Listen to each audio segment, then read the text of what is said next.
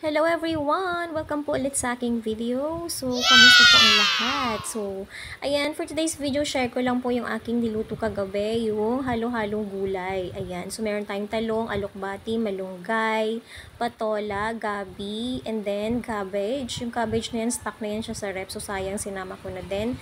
And yung lemongrass, tsaka yan yung mga rekado natin, kamatis, sibuyas, luya, tsaka dahon ng sibuyas. And meron akong ilalagay na konting pritong isda, isang peraso lang yan siya. So, yan po yung mga ingredients po natin. So, again, may gabi, malunggay, talong, alokbati, and then, patola, at saka cabbage. So, ayan, start na tayo. Naggisa na po ako dyan ng sibuyas, kamatis, at saka luya, and yung isda din na pinirito, na hinimay-himay ko na. So, after that, lalagay natin yung una, yung matigas na, na ingredients natin, yung yung gabi. So, ayan. Paglagay ng gabi, ayan, nilagay ko na yung gabi. And, maglalagay lang po ako ng tubig dyan. So, kung kayo po ay tansyahin nyo lang kung gaano kadami yung tubig na ilalagay nyo po. So, ayan.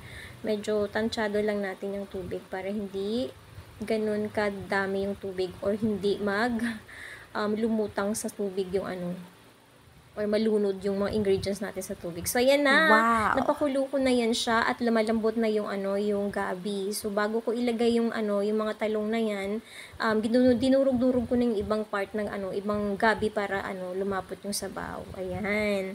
So, after that, pakuluin lang natin ng onti at ilagay na natin yung ibang ingredients po. Like yung alokbati, patola, at saka yung cabbage, at saka yung lemongrass. So, pakuliin lang natin yan siya hanggang sa lumambot.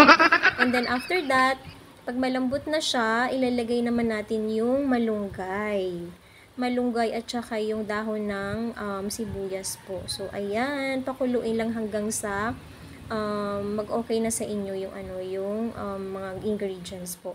So, yan, healthy na po, healthy food na po yan siya, mga kabeshi, at saka may sabaw na yan siya. So, yun lang po siya for today's video. Hope you like my video po. Thanks for watching. Bye-bye!